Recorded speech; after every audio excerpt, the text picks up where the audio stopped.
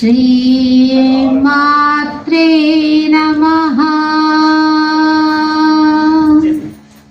ఓం నమో భగవతి నారాయణ్యే నమః. ఓం గురుచరణ పాదారవిందో నమః.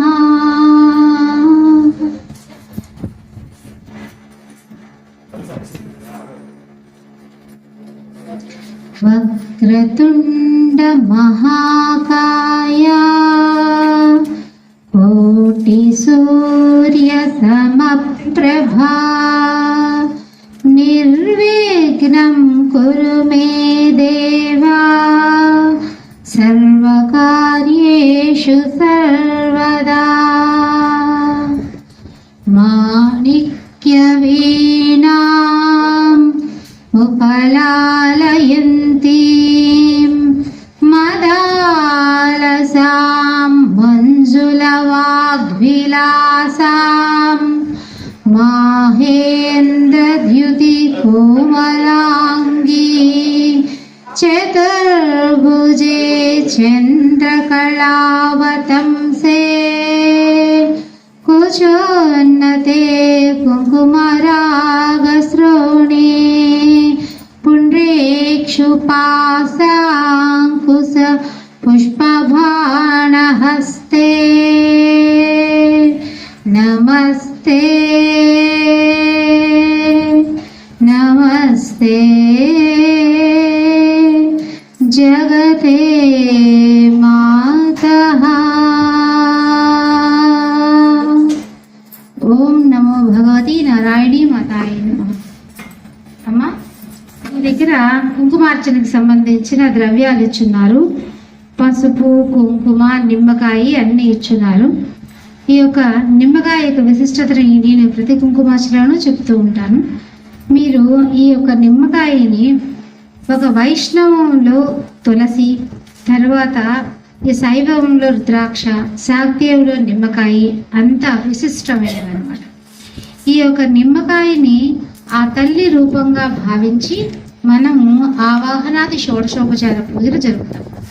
ఆ అర్చన అనంతరం మనం ఈ నిమ్మకాయని మన సమస్యలను అనుసరించి మనం ఉపయోగించుకోవాల్సి ఉంటుంది. అంటే ఆర్థిక సమస్యలతో బాధపడే వాళ్ళు ఈ నిమ్మకాయని క్యాష్ బాక్స్లను, అనారోగ్య సమస్యలతో బాధపడే వాళ్ళు దీన్ని పిండుకొని నీళ్ళలో కలుపుకొని తాగాలి.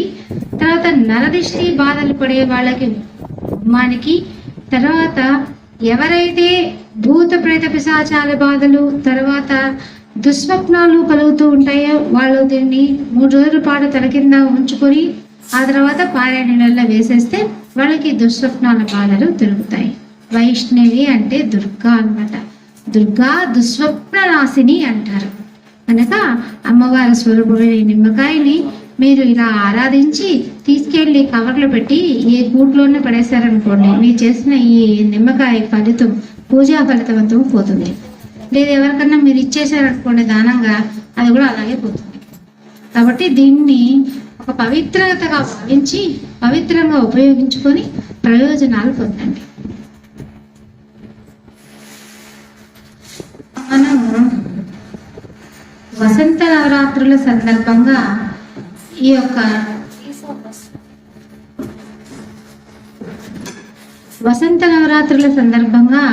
ఈ యొక్క కుంకుమార్చనని మనం జరుపుకుంటున్నాము. వసంత నవరాత్రులలో ఇది 3వ రోజు అన్నమాట. వసంత నవరాత్రులు ఎందుకు జరుపుతారు అంటే ఆ తల్లి ప్రకృతి మాత, ప్రకృతియే మనకి మాత అన్నమాట. ఆ తల్లి యొక్క స్వరూపంగా ఆ తల్లి మనకి భోజనం పెట్టేది. ప్రకృతి మాత అంటే ఏమిటంటే సృష్టించేది, పోషించేది.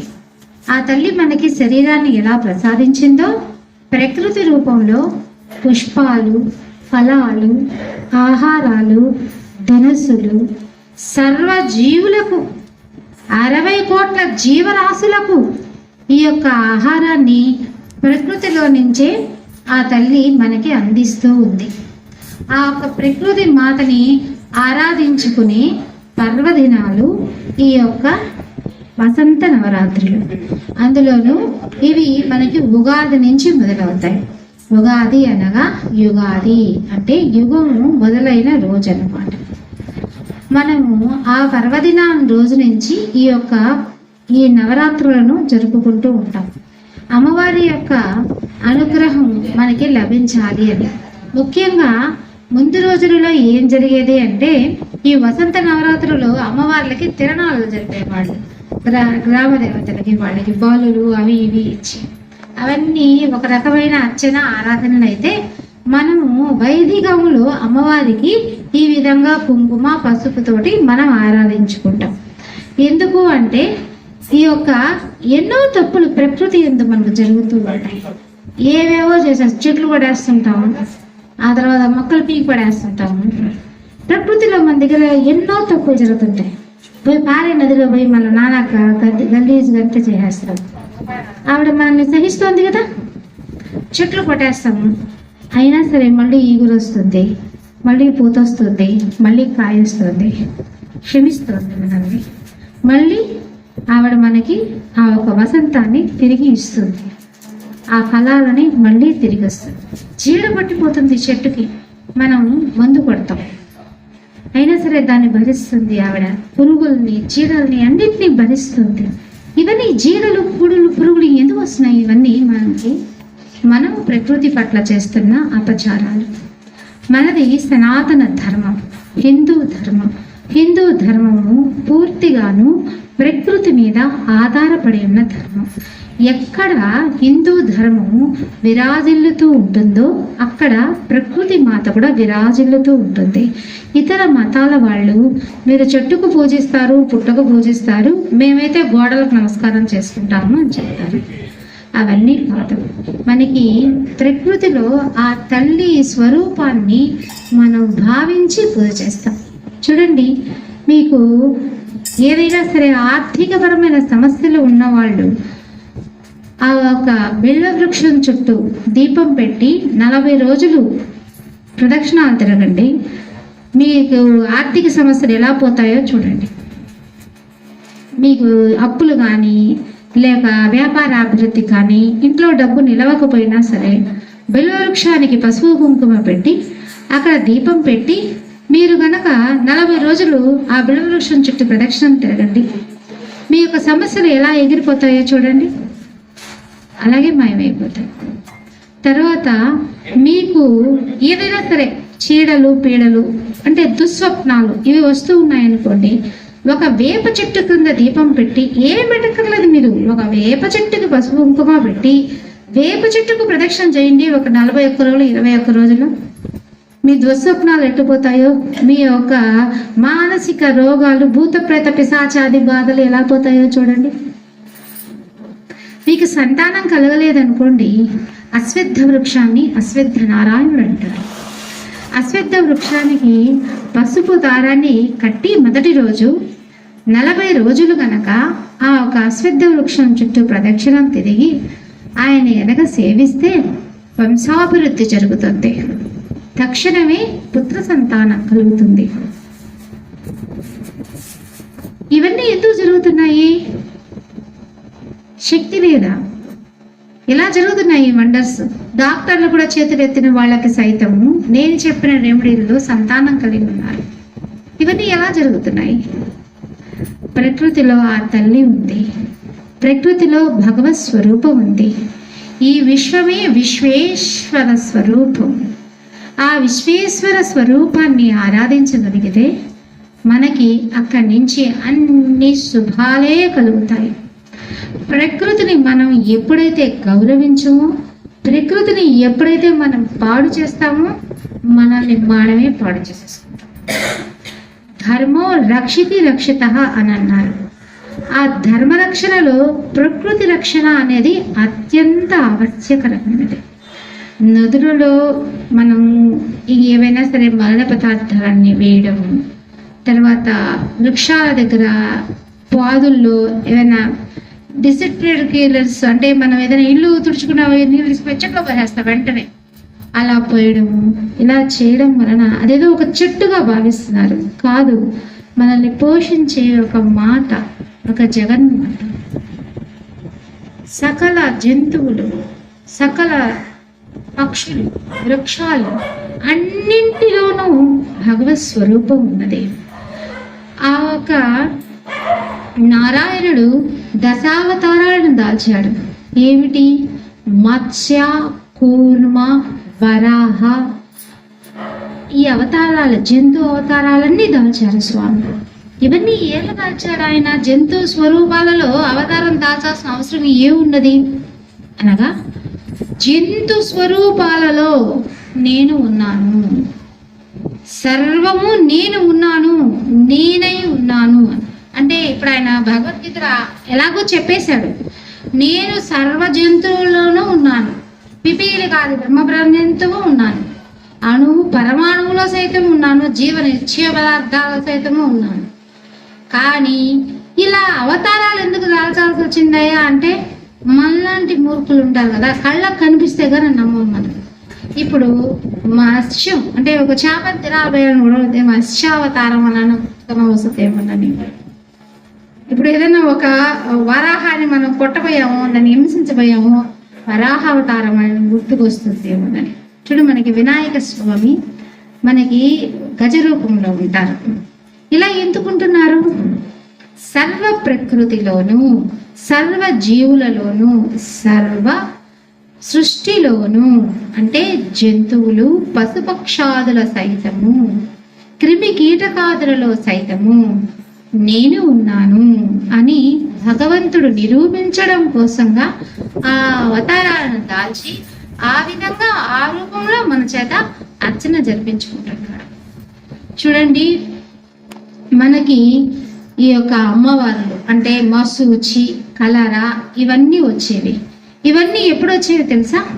ప్రకృతిలో మనము అశుద్ధాన్ని పేరబెట్టేసినప్పుడు, అంటే మనం ఆకలి ముందు చిమ్మాము, ఆ చెత్త అంతా మనం అక్కడ పేరబెట్టేసుకుంటాం. అప్పుడు అందులో నుంచి దోమలు వచ్చి మనకి ఖచ్చితంగా జ్వరాలు వస్తాయి, నానాక ఇబ్బందులు వస్తాయి. ఇది ఏమిట్రా అంటే, మనము చేయవలసింది, మనకి సనాతన ధర్మంలో చెప్పబడినది ఏమిటంటే, ఉదయం నిద్ర లేయంగానే మీరు మీ వాకిలి ముందు ఉన్న చెత్తని తీసి పడేసి పసుపు కుంకాలతో అలంకరించండి. పసుపు కుంకాలతో అలంకరించిన ఇంటిలోకి ఎటువంటి దుష్ట శక్తులు, మహమ్మారులు లోపలికి రావు, అక్కడే ఆగిపోతాయి. ఎందుకంటే పసుపు కుంకాల రూపంలో ఆ తల్లి జగన్మాత అక్కడే దర్శనమిస్తుంది. అయ్యా ఇదేందో అమ్మవారిని పూజించే ఇల్లు ఉన్నట్టుంది, మనం లోపలికి పోవద్దు, వెనక్కి వెళ్ళిపోదాం అని మహమ్మారులు ఉంటాయి. ఆ మహమ్మారులు అక్కడి నుంచే వెళ్ళిపోతాయి. అపమృత్యు దోషాలు సైతము ఏ ఇంటి ముందు పసుపు కుంకుమతో అలంకరించి అర్చన ఆ గడపకు జరిగి ఉంటుందో అది దాటుకొని రావడానికి యమధర్మరాజు సైతము ఆలోచిస్తాడు. ఇంత అందంగా ఈ యొక్క గడపని దీన్ని అలంకరించిన స్త్రీ ఎంత పతివ్రత అయి ఉంటుంది, నేను అంచనా వేయకుండా లోపలికి ప్రవేశిస్తే నాకేమన్నా ఇబ్బంది అవుతుందా అని. అంత గొప్ప విధానం ఇది. ఆ విధానాన్ని మనం అర్థం చేసుకుని అవలంబిస్తే మనకి ఎటువంటి సమస్యలు ఉండవు. ఆ ఒక చెత్తని మనము 6 గంటలకంతా మార్నింగ్ శుభ్రం చేసేసి అంత పసుపు కుంకుమతో పువ్వులు పెట్టి అలంకరించుకొని మనం లోపలికి వెళ్ళిపోయామనుకో, అక్కడ ఆ తల్లి ఆ దుష్ట శక్తుల్ని తరిమేస్తుంది, లోపలికి రానివ్వదు. అక్కడ మనం ప్రకృతిని ఎప్పుడైతే మనము చెడు చేసేసామో, ఎప్పుడైతే మన తల్లిని మనం అపవిత్రం చేసేసామో, మనం అపవిత్రం చేసేసుకున్నాం. ఆ అపవిత్రత అనేది అక్కడ లేదు అనుకోండి, మొత్తం అంతా పవిత్రతే కదా. పవిత్రతలో ఉన్నప్పుడు మనిషిలోకి పాజిటివ్ ఎనర్జీ వచ్చేస్తుంది. ఎప్పుడైతే నెగిటివ్ ఎనర్జీ, ఎప్పుడైతే మనిషికి చికాకైన ఆలోచనలు, అనారోగ్య సమస్యలు ఎప్పుడు వస్తాయి అంటే, అపరిశుభ్రత అనేది మన చుట్టుపక్కల ఉన్నప్పుడు మనకే తెలియకుండా మన తలలోకి మనకి నెగిటివ్ థాట్స్ వస్తాయి. దానివల్ల మన మానసిక పరిస్థితి కూడా దెబ్బతింటుంది. ఈ యొక్క కరోనా, ఇటువంటి జబ్బులు, ఇటువంటి వ్యాధులు, ఇంకా భయంకరమైన వైరస్లు ప్రబలడానికి ముఖ్యమైన కారణం ఏమిటి అంటే మనము ప్రకృతిని నిర్లక్ష్యం చేయడం. మనం ప్రకృతిని నిర్లక్ష్యం చేశాము. ఆ ప్రకృతి మాత మన మీద ప్రకోపించి సంవత్సరానికి ఒకసారి మన మీద పడి ముంచెత్తుతోంది. ఒక్కోసారి సముద్రం కూడా వచ్చేస్తుంది. సముద్రానికి అడ్డుంది, ఎవరు ఎక్కర్లేదని ఒకప్పుడు. ఇప్పుడు మనం గతులు తప్పాం కదండి, ఇప్పుడు వాళ్ళు కూడా గతులు తప్పేస్తున్నారు. ఆ ప్రకృతిలో, ప్రకృతి ఒడిలో ఆ బ్రతికే జీవి ఆ ఒక ప్రకృతిని ఆరాధించాలి, గౌరవించాలి, విలువివ్వాలి. మీ ఒడిలో మీ యొక్క స్తన్యాన్ని తాగి పెరిగిన శిశువు మిమ్మల్ని గౌరవించకపోతే మీకు ఎలా ఉంటుందండి? ఎంత కోపం వస్తుందండి? ఏరా పిలిస్తే పలకవు నువ్వు అంటారా లేదా? పని చెప్తే ఇంత నిర్లక్ష్యం ఎవరట నీకు? అంతే ఆ తల్లి కూడా. ఇన్ని జీవరాశుల్ని పోషిస్తున్న ఆ తల్లిని మనం ఎంత నిర్లక్ష్యం చేస్తున్నాం? ఈ నిర్లక్ష్యాలకి ఫలితంగా మనకి ఇటువంటి ప్రకృతి విపత్తులు వస్తున్నాయి. వీటి నుంచి మనల్ని మనం రక్షించుకోవడానికి మన సనాతన ధర్మంలో చెప్పిన గొప్ప విధానం ఏమిటి అంటే, ఈ యొక్క వసంత ఋతువులో ఈ యొక్క ఎండిపోయిన ఆకులన్నీ రాలిపోయి కొత్త చిగురులతో ఆ తల్లి కొత్త వసంతాన్ని తీసుకొని వస్తుంది. ఆ వసంతాన్ని మనము ఆస్వాదిస్తూ ఆ తల్లిని సేవించాలి. అప్పుడు ఆ పాతదనం అంటే ఉగాది అంటే మనకి సంవత్సరాది, అంటే పాతదనం అంతా పోయి కొత్తదనం వస్తుంది. ఆ కొత్తదనాన్ని మనము ఆ తల్లిని, కొత్తదనాన్ని ఆ ఒక కొత్త రూపంలో మనకు దర్శనమిస్తున్న ఆ ప్రకృతి తల్లిని మనము పసుపు కుంకాలతోటి, తర్వాత చీర సారెలతోటి మనము ఆరాధించి అర్చించుకోవాలి, గౌరవించుకోవాలి. ఈ విధంగా ఏ ప్రాంతంలో జరుగుతూ ఉంటుందో ఆ ప్రాంతానికి ఎటువంటి మహమ్మారులు రావు. కరోనా వచ్చేప్పుడు ప్రపంచం మొత్తం మీద కొన్ని కోట్ల మంది చచ్చిపోయారు. ఇండియాలో మాత్రమే మరణాల రేటు చాలా తక్కువ, మిగతా దేశాలన్నింటిలో చాలా ఎక్కువ. ఎందుకంటే కనీసం మనలాంటి మూర్ఖులు ఉన్నాం కదా, ఇంకా దేవుడు నమ్మే మూర్ఖులు ఉన్నాం మనలాంటి వాళ్ళని. అంటే తెలివి వాళ్ళు ఎవరు దేవుడు నమ్మడం లేదు, మనలాంటి మూర్ఖులు నమ్ముతున్నాం ఇంకా దేవుడు ఉన్నాడని. మనలాంటి వాళ్ళు చేస్తున్న ఈ యొక్క భగవత్ సేవ ప్రపంచాన్ని సంరక్షించింది, ప్రపంచాన్ని చల్లగా చూసింది. కనుక మనం చేస్తున్న ఈ సేవ భగవంతుడు మనల్ని, మన కుటుంబాలని, మనం ఉన్న ఈ యొక్క ఊరిని, ఈ ప్రపంచాన్ని కూడా చల్లగా చూస్తాడు. సువాసినులైన మీరు ఇంతమంది స్త్రీలు మంగళప్రదమైన వస్తువులను ధరించి ఆ మంగళ గౌరీదేవిని మంగళప్రదమైన వస్తువులతో అర్చించి ఆరాధించినప్పుడు ఆ తల్లి యొక్క అనుగ్రహం మనకి కలుగుతుంది. కలిగి మన కుటుంబాలలో కూడా ఎటువంటి విపత్తులు, ఎటువంటి అనుకోని వ్యాధులు, అంటే ఇప్పుడు మీకు చెప్పాను కదా నేను, ఇటువంటి వ్యాధులు, మా వాళ్ళకి కరోనా వచ్చింది, చికెన్గునియా వచ్చింది, తర్వాత ఇంకో డెంగ్యూ వచ్చింది, ఇటువంటి వ్యాధుల నుంచి బయటపడడానికి ఏకైక మార్గం వసంత నవరాత్రులు జరపడమే. వసంత నవరాత్రులు గనక మనం సక్రమంగా జరిపాము అంటే ప్రతి సంవత్సరము కూడాను మనకి ఇటువంటి చికెన్ గునియాలు రావు, మనకి ఎటువంటి డెంగ్యూలు రావు, ఎటువంటి కరోనాలు రావు. అనాయాసం పాపం పసుపు కుంకాలు, పాపం చిన్న పిల్లల భర్త కూడా ఏమమ్మా డెంగ్యూ వచ్చి చనిపోయాడండి మా ఆయన, ఎంత బాధాకరంగా ఉంటుంది చూస్తుంటే. ఇటువంటి విపత్కరమైన రోగాల నుంచి, ఇటువంటి విపత్కరమైన పరిస్థితుల నుంచి మనం బయటపడాలి అంటే ఆ తల్లిని మనం ఆరాధించి ఆ తల్లి యొక్క అనుగ్రహాన్ని మనం పొందాలి. ఈ యొక్క కలియుగంలో మనిషి భగవద్ ఆరాధనకి పూర్తిగా దూరం అవుతున్నారు. కానీ భగవంతుడు మాత్రం కలియుగ ఆరంభంలోనే చెప్పాడు. భగవానుడు, అయ్యా ఈ కలియుగంలో అందరూ అల్పాయుష్కులు, అనారోగ్యపరులు, అన్నిటికీ ముందు ఆ పెట్టుకోవాలి. మనము ఆరోగ్యము, ధనము, వీటన్నిటికీ ముందు ఆ పెట్టేసుకోవాలి. కనుక మనకి ఈ యజ్ఞ యాగాది క్రతువులు ఇవన్నీ ఏవి చేయలేరు వాళ్ళు. కేవలం నామమాత్రం చేతనే, స్మరణ మాత్రం చేతనే వాళ్ళకి నా అనుగ్రహాన్ని ప్రసాదిస్తాను అని చెప్పారు భగవానుడు. కానీ మనం అది కూడా చేయడం. కొంచెం టైం మనం కేటాయించుకున్నాం. ఒక డాక్టర్ దగ్గరికి వెళ్తే మనము దాదాపు 1-2 గంటల సేపు వెయిట్ చేస్తాం. ఇంకా ఆయన ఇంత పెద్ద టెస్ట్ లిస్ట్ రాస్తాడు. ఇంకా అక్కడికి పోతే ఇంకా పెద్ద 1-2 గంటలు వెయిట్ చేస్తాం. కానీ ఏ ఆలయంలోనూ 2 గంటలు మించిన టైం మనం వెచ్చించాం. వేస్ట్ ఆఫ్ టైం అండి. డాక్టర్ గారు అపాయింట్మెంట్ చాలా ముఖ్యమే. ఆయన కూడా మనిషి, దేవుడు ఏం కాదు. పైగా అది వ్యాపారం కూడా. మీ యొక్క టయాన్ని భగవంతుడి యొక్క అర్చనకి 1 గంట, 1 అరగంట, 15 నిమిషాలు మీ శక్తి కొలది మనస్ఫూర్తిగా కేటాయించి ఆయన ఆరాధన చేయండి. చాలా సమస్యల నుంచి మీరు బయటపడతారు. బయటపడడానికి మీకు మార్గం లభిస్తుంది.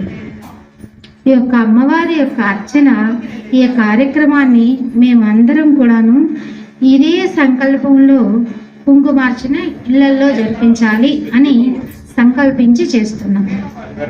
పాపం చాలా మంది ఇంతకుముందు వచ్చి వెళ్ళిపోయారంట. నేను దాని గురించి ఒక చిన్న మాట చెప్పాలి.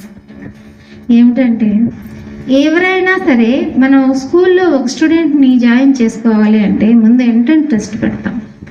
ఆ ఎంట్రన్స్ టెస్ట్లో వాడు పాస్ అవుతేనే వాడికి సీట్ ఇస్తాం. ఈ మధ్య ఎల్కేజీ కూడా ఎంట్రన్స్ టెస్ట్ ఉందండి. వాడికి ఏమి రాజు, వాడికి ఎంట్రన్స్ టెస్ట్. అటువంటిది ఇంత గొప్ప అద్భుతమైన ఆ ఒక తల్లి ఆశీర్వాదానికి మనకి ఎంట్రన్స్ టెస్ట్లు ఉండవా? ఉంటాయి. పరీక్షలు ఖచ్చితంగా ఉంటాయి. ఎగ్జామ్ ముందే పేపర్ తీసుకోకుండానే వెళ్ళిపోయారు. నేను అక్కడ అదే నవ్వుతూ వస్తాను. వెళ్ళిపోయారమ్మా 10 మంది దాకా. చూసావా, ఎగ్జామ్ హాల్లో పేపర్ కూడా తీసుకోకుండానే వెళ్ళిపోయారు వాళ్ళు శుభ్రంగా. ఎగ్జామ్ రాయడానికి ఎంతమంది కూర్చున్నారు? వాళ్ళకి ఎగ్జామ్ రాస్తే ఎన్ని మార్కులు భగవంతుడు ఇస్తాడు చూడండి. నేను మీకు ఒక విషయం చెప్తాను.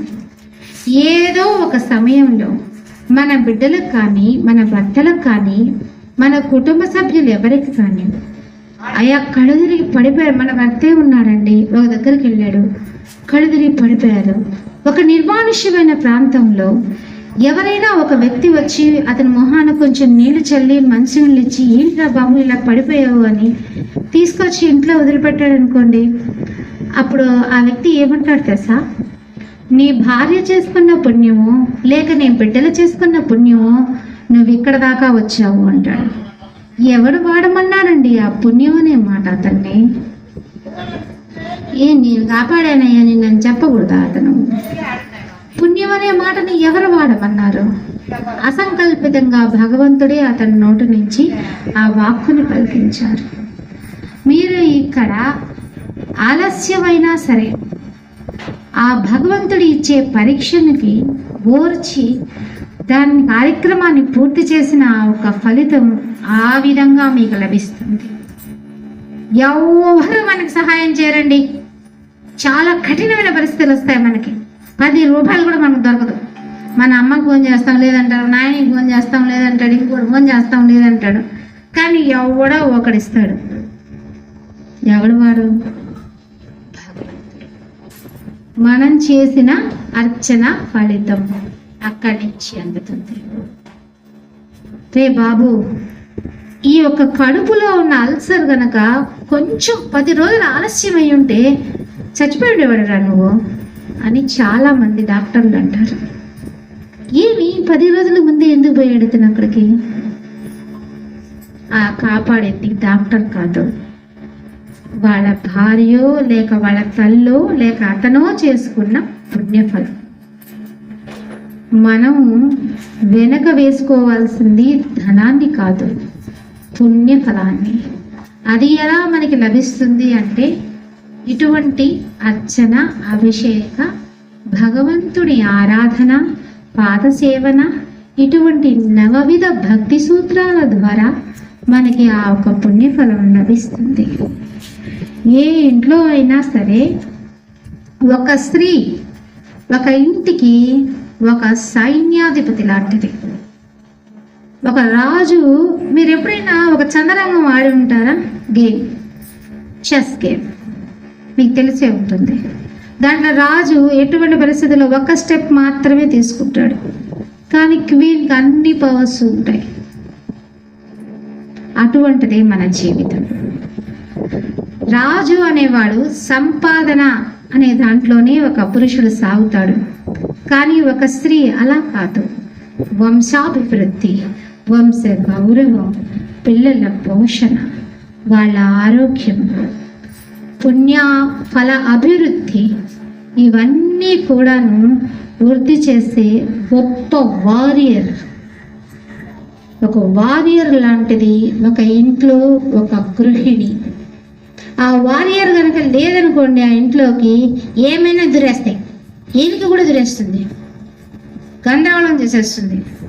ఆ వారియర్ కనుక ఇంట్లో ఉన్నిందంటే ఆ ఎలికి కూడా లోపలికి రావడానికి అవకాశం లేదు. అమ్మో, లోపల ఎవరో నాకు పడతారు నన్ను. అటువంటి గొప్ప శక్తి స్వరూపిణి స్త్రీ. ప్రతి ఇంట్లోనూ గృహిణిగా ఒక శక్తిని ఆ తల్లి ఏర్పాటు చేసింది. మనకు ఆడపిల్ల పుడితే మనం వెంటనే మైనస్ అనేసుకుంటాం. ఆడపిల్ల ఎప్పుడూ మైనస్ కాదు. ప్రపంచాన్ని రక్షించడానికి వచ్చిన శక్తి స్వరూపిణి. మరొక శక్తి భూమి మీదకి వచ్చింది. ఆడపిల్ల పుడితే పండగలు చేసుకుంటారు నార్త్ ఇండియాలో, మళ్ళీ అయితే ఏడుస్తూ కూర్చుంటారండి సౌత్ ఇండియాలో, అది వేరే విషయం. ఆడపిల్ల పుడితే నార్త్ ఇండియాలో స్టేట్స్లో అంత పండగ చేసుకుంటారు. ఎందుకంటే శక్తి పుట్టిందిరా, లక్ష్మి పుట్టిందిరా, దుర్గ పుట్టిందిరా మనల్ని సంరక్షించడానికి అని.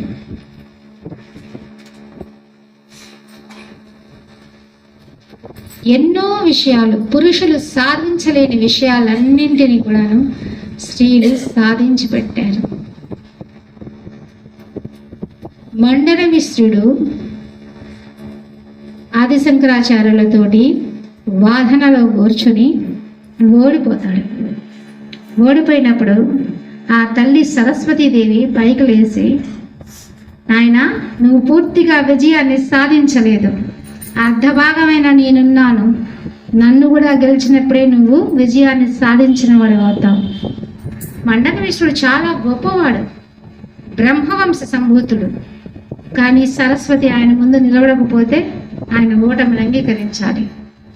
కానీ అక్కడ అడ్డు నిలబడిపోయింది మాత. నేను ఒకదానున్నాను, కానీ అప్పుడే మేము ఓటమిని అంగీకరించాం. పృథ్వీరాజుని చంపడానికి అలెగ్జాండర్ వస్తాడు. ఆ యుద్ధాన్ని తప్పించడానికి అతని భార్య అలెగ్జాండర్ చేతికి రాఖీ కట్టి, ఇది మా సాంప్రదాయం, ఈ రాఖీ కట్టిన ఒక యువతి యొక్క కోరికని ఏమి కోరుకుంటే అది మీరు తీర్చాలి అని చెప్తుంది. ఏమిటో చెప్పమ్మా అంటాడు అలెగ్జాండర్. నేను ఇప్పుడు మీ చెల్లెమ్మను కదా, నాకు మీరు పసుపు కుంకాలుగా మా రాజ్యాన్ని, నా భర్తని వదిలేసి వెళ్ళిపోండి అని అడుగుతుంది. రాజ్యక్షేమాన్ని ఆశించి